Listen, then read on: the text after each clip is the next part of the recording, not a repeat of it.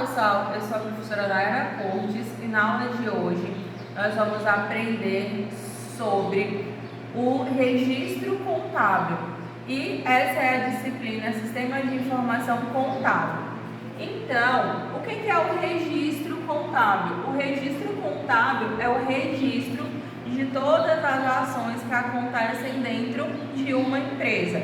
Para que esse registro seja feito de forma correta, é preciso que cada ação seja estruturada, ou seja, receba um nome. E para isso, essa estrutura ela vai ser realizada no plano de contas.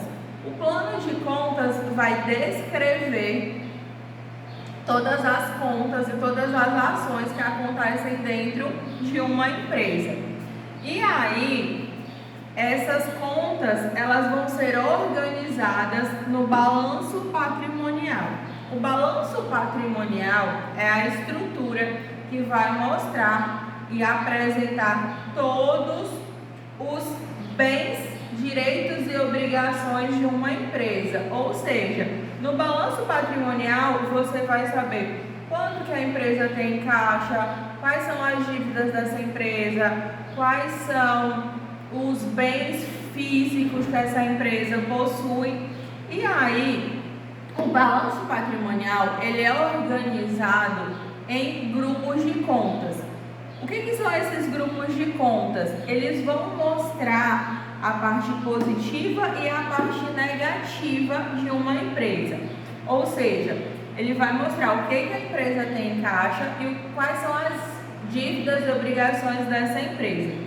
E aí toda a parte positiva da empresa, ela se encontra no ativo. E o ativo, ele é dividido em dois grandes grupos, o ativo circulante e o ativo não circulante.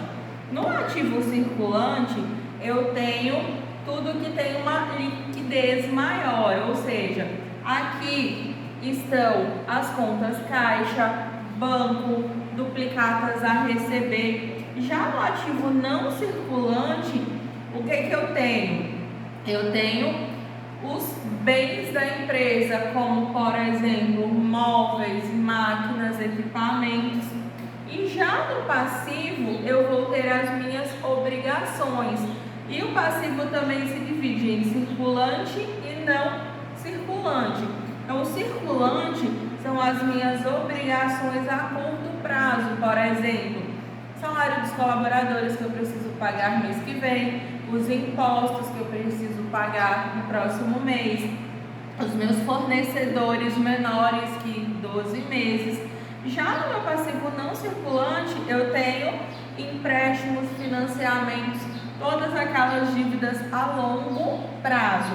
E também aqui no passivo circulante, eu tenho o capital social, que é o valor investido para a abertura da empresa. E aí, depois que a gente entendeu essa introdução sobre o que é um plano de contas, tá? Então, vocês vão acompanhar lá no livro de vocês, tem a descrição de todas as contas que fazem parte do grupo de contas do ativo, do passivo. E depois que a gente conheceu as contas, a gente vai passar para a segunda etapa, que é a etapa de escrituração. O que é escrituração? Escrituração é você registrar, tá, todos os lançamentos, atos e fatos contábeis. Como eu falei para vocês lá na aula anterior, eu citei um exemplo para vocês do livro Caixa. Então, lá no livro Caixa, vocês fazem o quê? Vocês anotam as entradas e a saída, que antes era feito de forma manual. Agora, essas entradas e saídas, elas são registradas em um processo chamado de escrituração. E aí, para que a gente entenda o que é entrada e saída, nós vamos começar a entender o conceito de débito e crédito.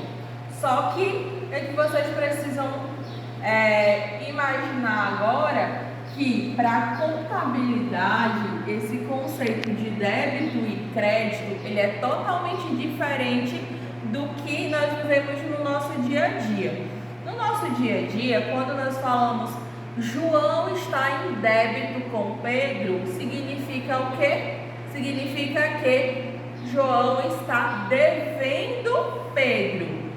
E quando nós falamos assim, por exemplo, Maria tem crédito na praça, ou Maria ficou com crédito na loja fulana de tal. Isso quer dizer que Maria tem um saldo positivo.